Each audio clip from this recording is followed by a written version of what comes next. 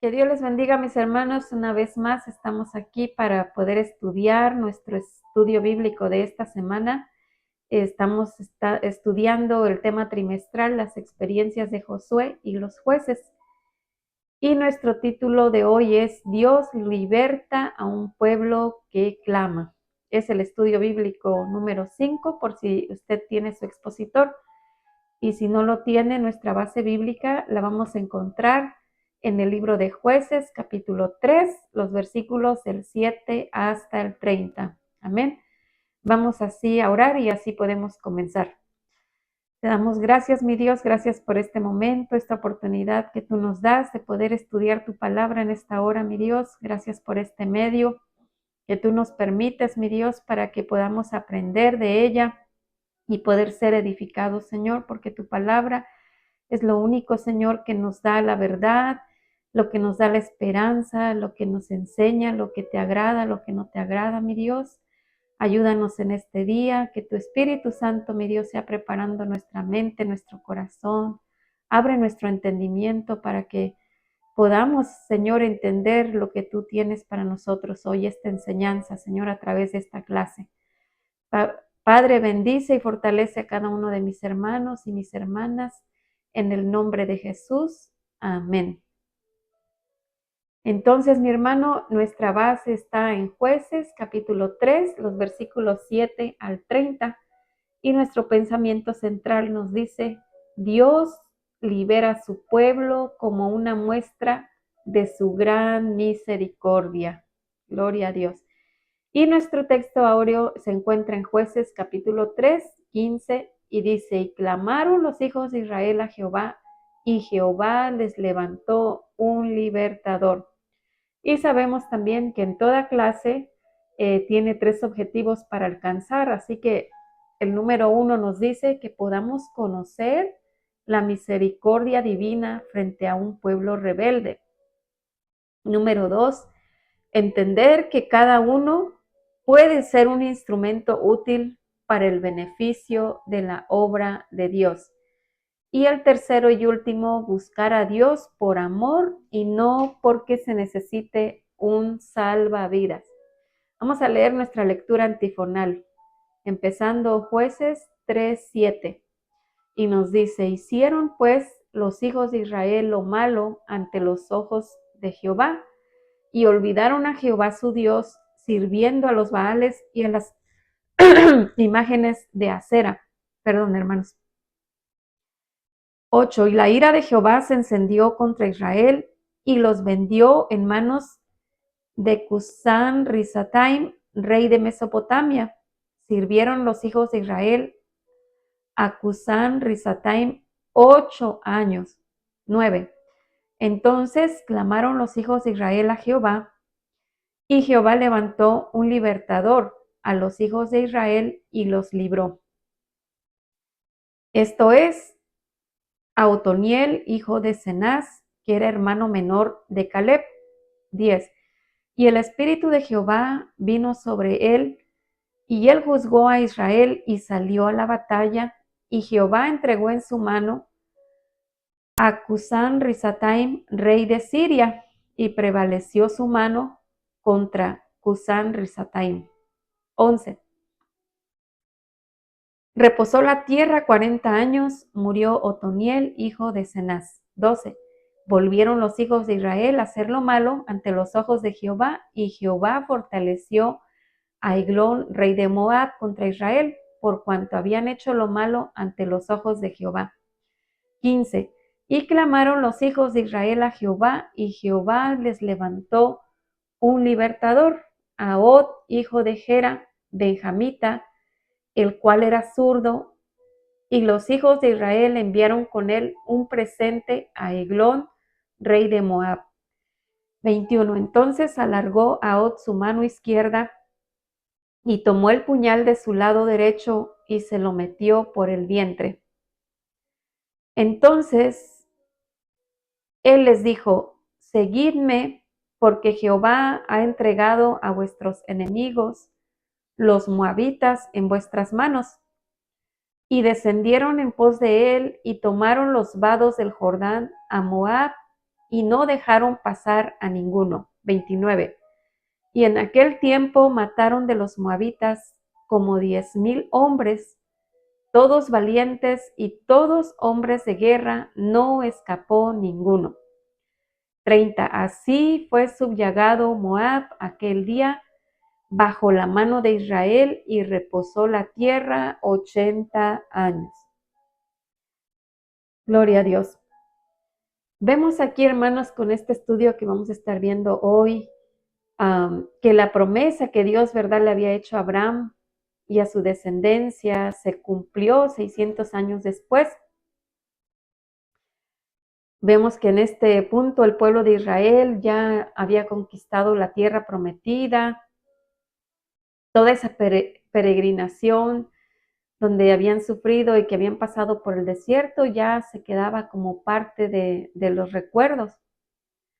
Esa posesión de la tierra que fluye leche y miel era el principio de muchas bendiciones que Dios les iba a dar al pueblo, incluyendo la victoria sobre todos sus enemigos. Sin embargo, no debemos olvidar que siempre cuando Dios les dio una promesa, también iba requerida de una condición. En este caso, la condición que Dios les había puesto era de obedecer fielmente la voluntad de Dios. Y la orden que Dios les había dado al pueblo de Israel cuando conquistaran esta tierra era de exterminar, de acabar con todos los pueblos cananeos. Y vemos que el pueblo de Israel desobedeció esta orden. Era necesario que lo hicieran para no contaminarse con las costumbres, las tradiciones, las prácticas que hacían en estas naciones paganas. Más sin embargo, vemos a través de la historia que estamos leyendo que Israel no obedeció. Entonces vemos que se inicia una historia desdichada, llena de rebeldía, de apostasía, llena de derrota, de tolerancia al mal y un largo periodo de castigos. Pero vemos que también se dejó sentir, ¿verdad?, la retribución de Dios. Cuando Dios usa a los enemigos de Israel, los fortalece, los usa como instrumentos de juicio y castigo. Vemos que vez tras vez el pueblo de Israel volvía a hacer lo malo ante los ojos de Jehová, seguían con esa mente obstinada, llena de rebeldía, con desobediencia en su corazón, siempre oponiéndose ante lo que Dios les pedía no hacer. Eso es lo que ellos hacían. Volvían a hacer lo malo ante los ojos de Dios. Y Dios se llenó de enojo, ¿verdad? Que dice que hizo, que fortaleció a sus enemigos. Sin embargo, vemos que llega un punto cuando ellos claman a Dios, claman a Jehová. Y Dios, movido a misericordia, aun a pesar de la desobediencia que había en el pueblo de Israel, vemos la gran misericordia que Dios muestra hacia su pueblo, levantando jueces para libertarlos.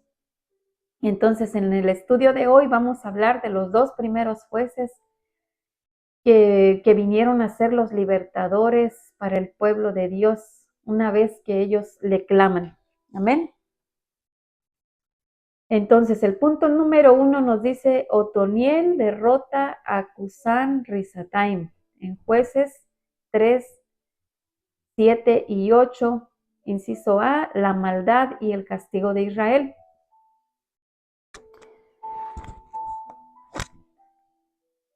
Nos dice: hicieron pues los hijos de Israel lo malo ante los ojos de Jehová y olvidaron a Jehová su Dios, sirvieron a los Baales y a las imágenes de acera, y la ira de Jehová se encendió contra Israel y los vendió en manos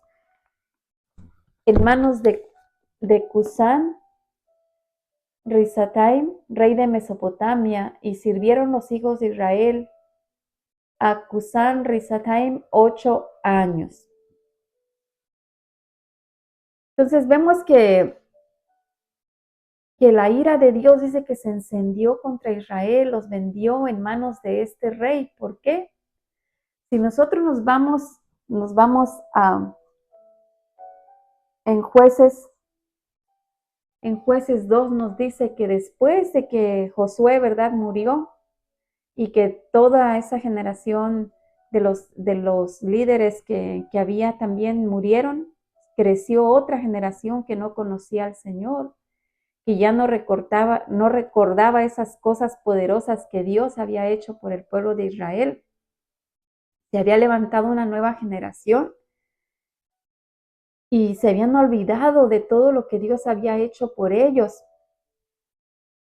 Entonces, vemos que estos israelitas, esta nueva generación, venían de peregrinar, ¿verdad?, por el desierto con una vida seminómada, y al entrar en contacto con esta cultura, vieron, era algo nuevo para ellos. Pero vemos que en esta cultura eran politeístas, tenían tradiciones, costumbres paganos, inmorales, y los israelitas se olvidaron de cumplir, de obedecer la orden que Dios les había dado de exterminarlos completamente. ¿Qué hicieron? Al contrario, dice que se acomodaron adoptando esas costumbres, esos ritos que hacían todos estos eteos, cananeos, amorreos, fereceos, heveos, jebuseos. Empezaron a mezclarse con ellos, dando inicio así a matrimonios mixtos. Estaban bajo unión desigual. Empezaron a tolerar el mal, convirtiéndolo en algo totalmente normal y cotidiano, olvidándose de mantenerse fieles ante Dios. Así que ese fue su gran pecado, olvidarse de Jehová su Dios, sirviendo, dando culto a los Baales, a las imágenes de acera que había entre estas tribus. Entonces Dios se enojó, ¿verdad? Se levantó su ira contra ellos, así que los vendió bajo el rey de Mesopotamia. Nos dice que Mesopotamia comprendía la porción de tierra fértil que está entre la parte superior media del río Éufrates y las tribus de los ríos Abur y Tigres. Esas naciones estaban actualmente cerca de Israel. Hoy día está localizado al este de Siria, al norte de Irak. Nos dice que este rey Kusan Rizataim era un jefe muy poderoso, cuyo único fin o intención, mis hermanos, era poder aplastar a los cananeos, y al encontrarse a los israelitas, lo que hizo fue someterlos a servidumbre por 8 años. Así que la derrota por la que estaban pasando el pueblo de Israel se debió por su pecado. Fue porque ellos se olvidaron de Dios, se olvidaron de cumplir fielmente lo que Dios les había pedido. Pero por 8 años, por 8 largos años, estuvieron sometidos bajo servidumbre de este rey. Y vemos que en el inciso B dice que el pueblo clama y Dios responde.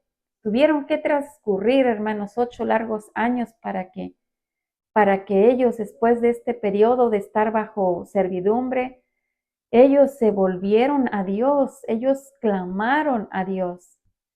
Dice que se volvieron en arrepentimiento y oración al Señor. Ellos no acudieron a esos dioses a los que se habían rendido culto, porque sabían que su ayuda no podía proveer de esos dioses falsos. Sin embargo, ellos estaban reconociendo que lo que estaban pasando, que el fruto de su trabajo no era disfrutado por ellos y su familia como debía de ser, no, sino que era disfrutado por los que los mantenían opresos, y sus mujeres, sus hijos, todos estaban siendo siervos de estos invasores extranjeros. Muy poco disfrutaron todo lo que habían conquistado, todo lo que Dios les había permitido conquistar, obtener. Ahora ellos estaban reconociendo sinceramente, dice que estaban reconociendo que la pérdida de su libertad y de todos los bienes que habían obtenido era el resultado de su pecado.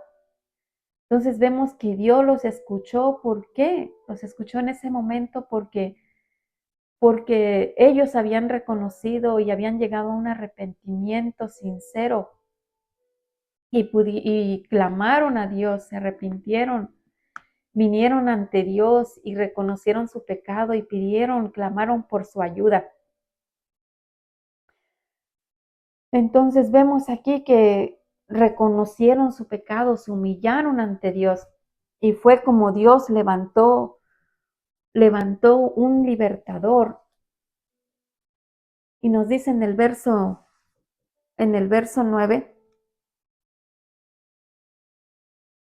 9, nos dice que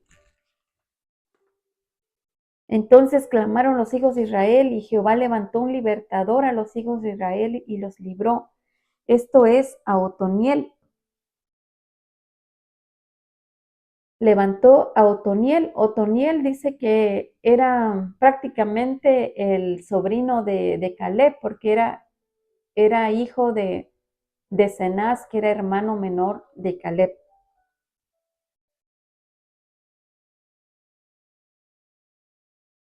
Y vemos que Otoniel, hermanos, Otoniel fue una persona normal, una persona común, que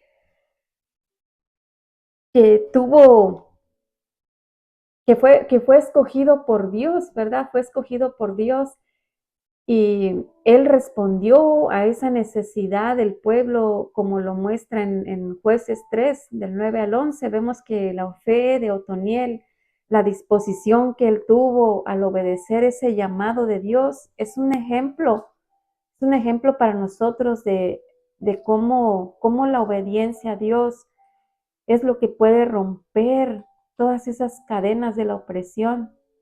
Y la victoria que Dios le da es un testimonio de la fidelidad de Dios y el poder de la oración. Amén. Entonces vemos aquí que dice que Otoniel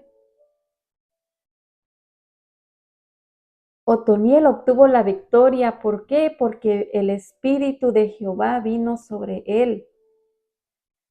Fue Dios quien lo escogió. Él era, como les digo, un hombre común, pero aún así él vivió una vida digna de vivir, y fue el Espíritu de Dios el que vino sobre él, y Jehová fue el que peleó la batalla por el pueblo de Israel. Y vemos que Dios le entrega en su mano a este rey de Siria en los siguientes versículos del 10 y el 11. Nos dice el 10 y el 11.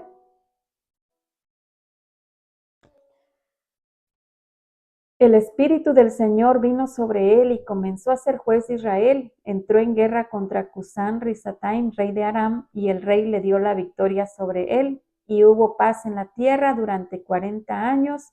Luego murió Otoniel, hijo de Cenaz. Entonces Dios es el que les da la victoria a través de Otoniel.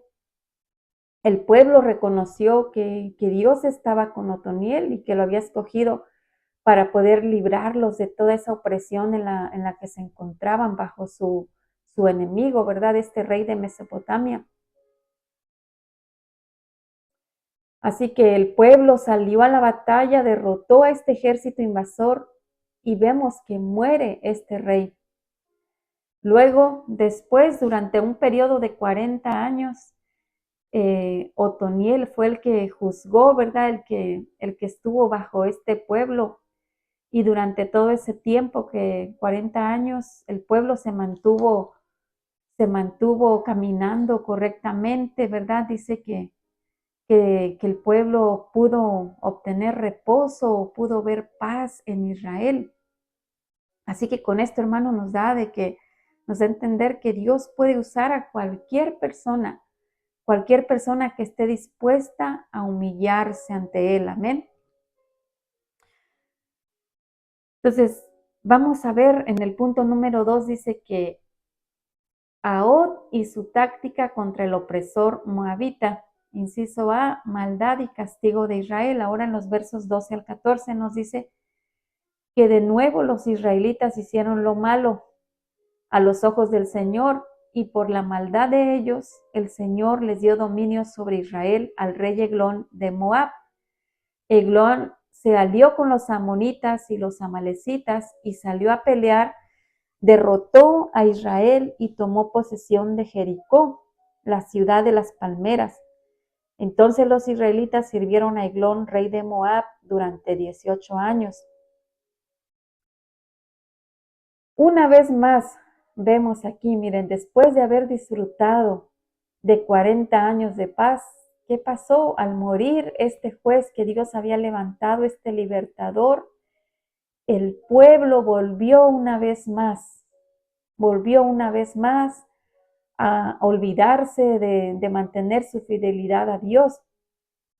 Nuevamente nos dice aquí que volvieron a hacer lo malo ante los ojos de Dios. No nos dicen exactamente en qué fallaron, pero podemos saber de que, aunque no está muy claro en este pasaje en qué fallaron, es muy probable que volvieran a incurrir en el mismo ciclo del pecado en el que se encontraban. El culto a los Baales, ¿verdad? Vemos que de nuevo el pueblo volvió a hacer lo malo y el Señor volvió a fortalecer a sus enemigos, en este caso a Eglón, que era el rey de Moab. Dios lo fortaleció, dice que lo usó como una vara de castigo para herir al pueblo de Israel. Y cuando Dios nos dice aquí con esta frase que fortaleció a Eglón, lo que nos da a entender es que Dios puede usar, hermanos, cualquier recurso en la tierra para que se cumpla su plan que está concebido en el cielo. Entonces, los moabitas dice que eran descendientes de Moab. Si nosotros recordamos, Moab era hijo de Lot cuando él se unió en incesto con una de sus hijas. Nació este pueblo Moab en Génesis 19:37. También, si nosotros recordamos en la historia, en Números, los capítulos 22 al 25, vemos que los moabitas, ellos no fueron en realidad muy amistosos con el pueblo de Israel. En el tiempo anterior a la conquista, cuando el pueblo acampaba en esos campos moabitas, vemos que Balac, que era el rey de Moab, que estaba preocupado por todo este éxito que obtenían los israelitas, ¿qué hizo? Dice que llamó al profeta Balaam para que viniera y maldijese al pueblo de Israel. La historia nos narra que al final, ¿qué es lo que hace? Que en lugar de maldecirlos, Él viene y los bendice. Gloria a Dios. Entonces, este territorio moabita estaba ubicado al otro lado del Mar Muerto, por lo que no le fue muy difícil a este rey contar con la ayuda de los amonitas y los amalecitas, porque solo cruzar el Jordán y tomaron Jericó. Esto derrotó fácilmente al pueblo de Israel. Los tomaron posesión de Jericó, la ciudad de las palmeras. Nos dice que en el tiempo de Josué, esta ciudad de las palmeras estaba era una ciudad más antigua del mundo, y en el tiempo de los jueces parece ser que estaba deshabitada debido a que Josué la había maldecido en Josué 6:26. Más sin embargo, vemos que ya cuando está en el tiempo del rey Acab, y Él es la que la vuelve a reedificar, en Primera de Reyes 16:34. Entonces vemos aquí que una vez más por su pecado vuelve el pueblo de Israel a estar bajo esclavitud. En este caso vienen a ser esclavos de los moabitas y ahora ya no por 40, ya no por 8 años ni por un año, sino por 18 años. 18 años, hermanos. Ahora vamos a ver en el punto B, dice el clamor del pueblo y la respuesta divina. En el verso 15 nos dice que sin embargo, cuando el pueblo de Israel clamó al Señor por ayuda, el Señor nuevamente levantó a un libertador para salvarlos. Se llamaba Ahod, que era hijo de Gera, quien era un hombre zurdo de la tribu de Benjamín. Los israelitas enviaron a Ahod a entregar el dinero del tributo al rey de Eglón de Moab. Vemos que en esta angustiosa situación, nuevamente los israelitas, ¿qué hicieron? Clamaron a Dios, clamaron a Jehová por su ayuda. Y volvió a repetirse esta historia, un pueblo atormentado que decide levantar su voz arrepentido, clama una vez más ante Dios por perdón, por liberación.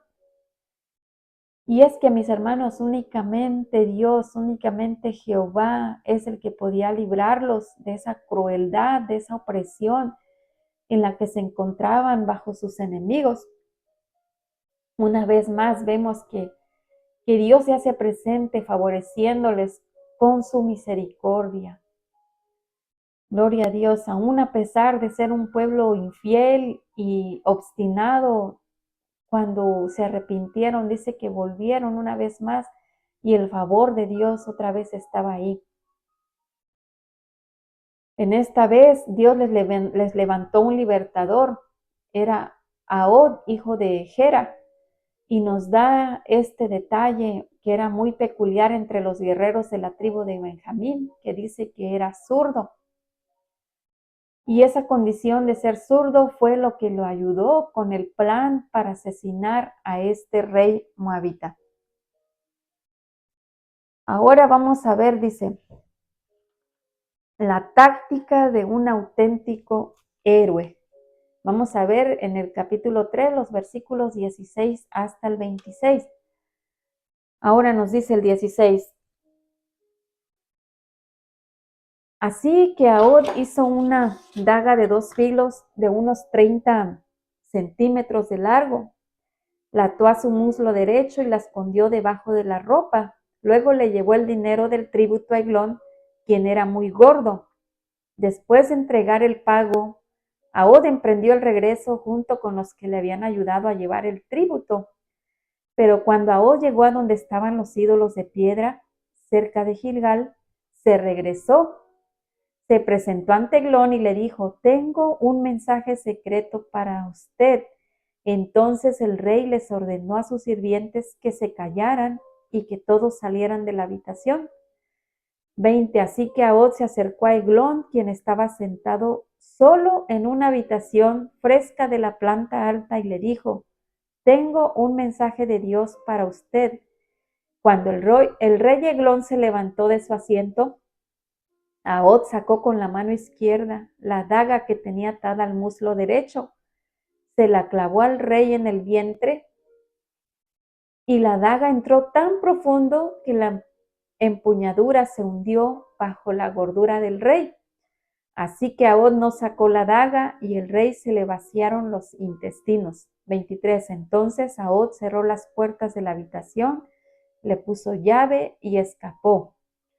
24. Ahod ya se había ido cuando los sirvientes del rey regresaron y encontraron cerradas las puertas de la habitación de la planta alta y pensaron que tal vez el rey estaba usando la letrina dentro del cuarto. 25. Así que esperaron. Pero al ver que el rey tardaba mucho en salir, se preocuparon y buscaron una llave. Cuando abrieron las puertas, encontraron a su amo muerto en el suelo. 26. Mientras los sirvientes esperaban, Ahod escapó y pasó por los ídolos de piedra rumbo a Seirat. Como acabamos de leer, Dios, para poder liberar al pueblo de esa opresión en la que se encontraban, dice que se valió de esta astucia y la osadía que había en Ahod para poder así matar al rey Eglón. Ya como lo acabamos de leer, dice que era un rey muy gordo. Así que toda la estrategia para poder eliminarlo, todo estuvo muy bien planeado.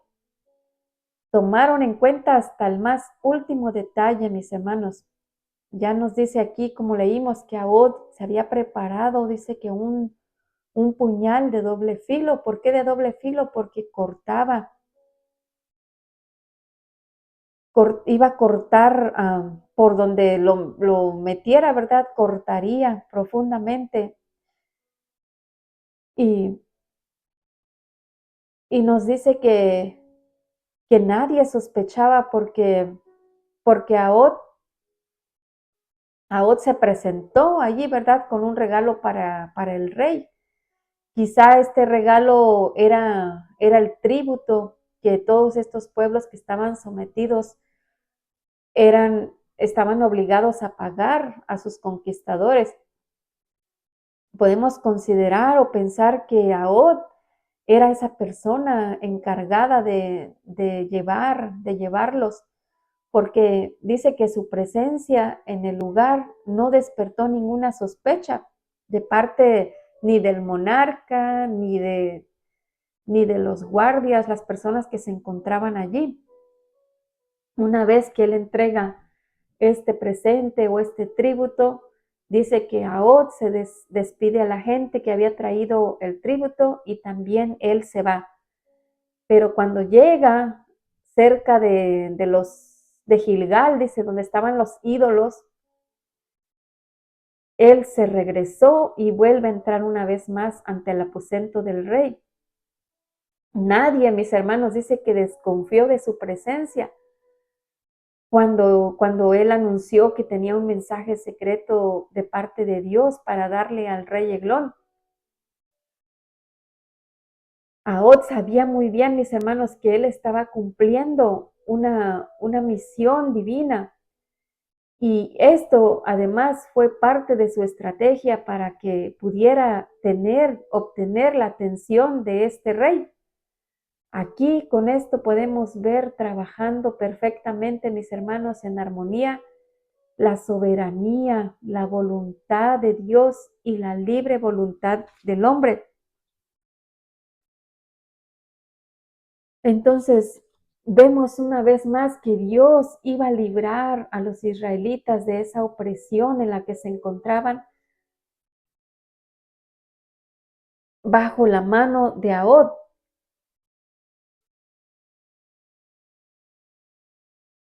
Y nos dice que para un rey pagano era muy común recibir mensajes de parte de sus dioses, por eso a Eglón no le extrañó, no le extrañó lo que Ahod le había dicho. Así que, ¿qué hace él?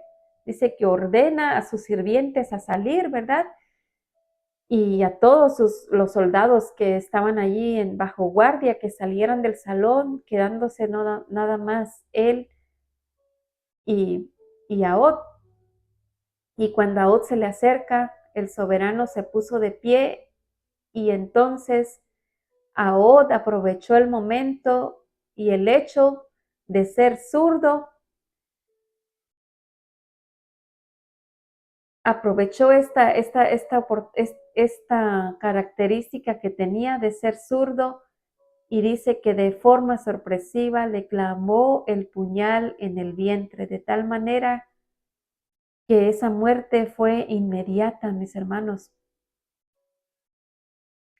Nos dice que Ahod salió de allí, ¿verdad? Cerró las puertas y cuando los siervos vieron que las puertas estaban cerradas, pensaron, no quisieron molestar al rey, pensaron que a lo mejor estaba haciendo sus necesidades o que estaba descansando, pero al ver que ya había pasado mucho tiempo, decidieron abrir la puerta, ¿verdad? Decidieron buscar una llave y abrir.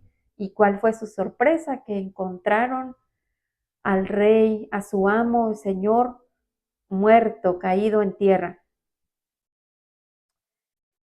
Entonces vemos cómo Dios le da la victoria, cómo Dios le da la victoria una vez más al pueblo de Israel, usando una vez más, levantando a Od, quien era zurdo, y dice que esta era una característica muy peculiar dentro de los benjamitas. Ahora vamos a ver ya en el inciso D que Dios les da la victoria y el reposo. En los versículos 27 al 30 nos dice: cuando llegó a la zona montañosa de Efraín, llamó a tomar las armas. Después encabezó un grupo de israelitas colina abajo. Síganme, les dijo, porque el Señor les ha dado la victoria sobre Moab, su enemigo. Así que los israelitas lo siguieron, tomaron control de los vados del río Jordán que cruzan hacia Moab y no dejaron que nadie pasara.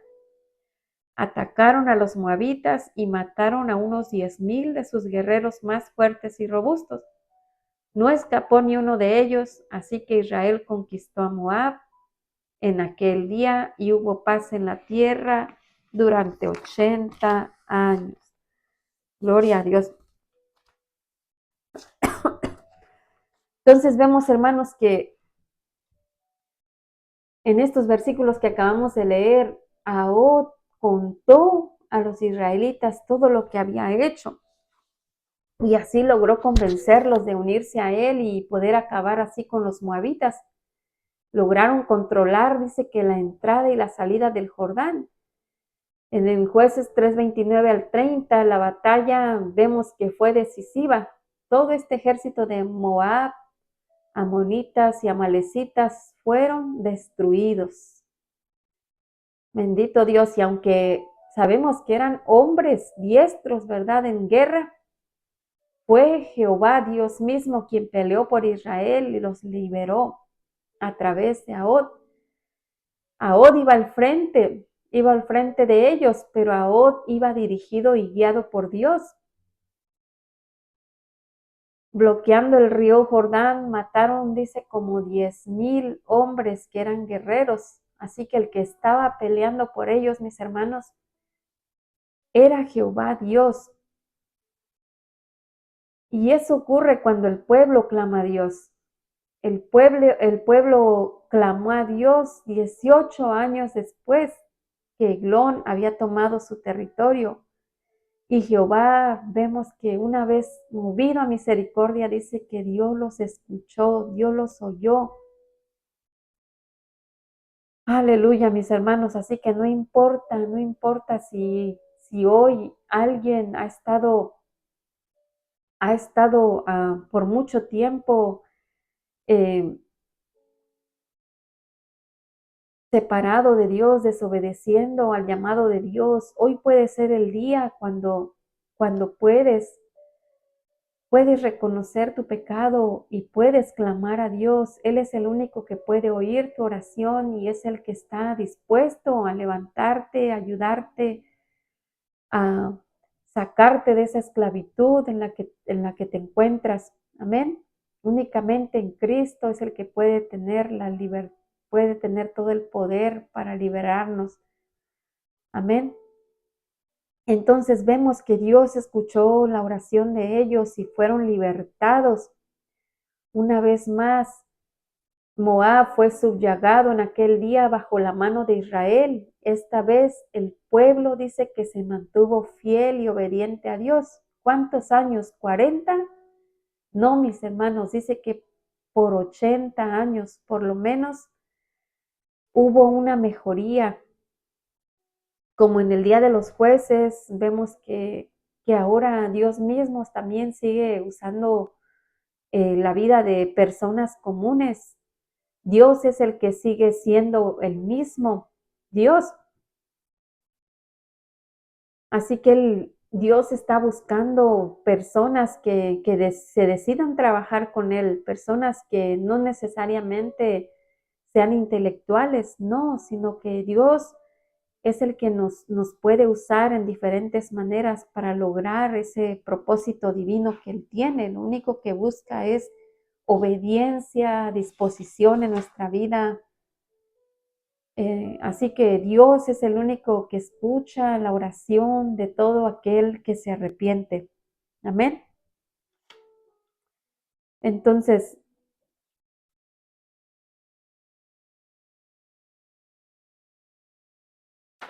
ya para terminar, entonces vemos que Dios fue el que les dio la victoria al final y les dio esa paz, ese reposo, no solamente por 1 año ni 40, sino por 80 años más. Y ya para resumir, mis hermanos, vimos en este estudio que, que la generación que entró a esa tierra prometida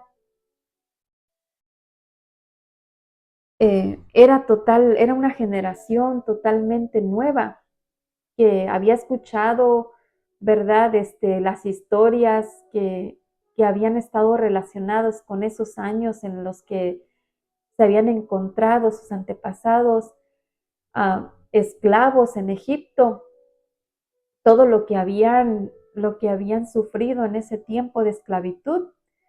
También vemos que les era familiar cómo Dios los había libertado por medio de Moisés, el siervo que Dios había levantado para sacarlos de esa esclavitud de Egipto. Dios había realizado grandes hazañas, grandes milagros entre ellos. Conocían muy bien, sin duda, los detalles en su peregrinación en el desierto, los años que anduvieron errantes por causa de la rebeldía y la desobediencia. Y había llegado el momento ya de disfrutar de esas bendiciones de la tierra que hacía muchos años Dios había prometido a Abraham.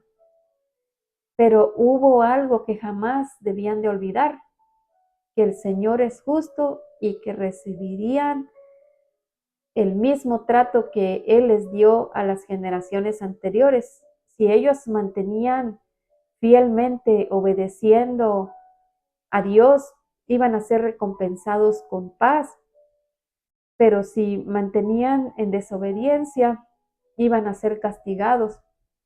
Así que lo vimos en este estudio de hoy, amén.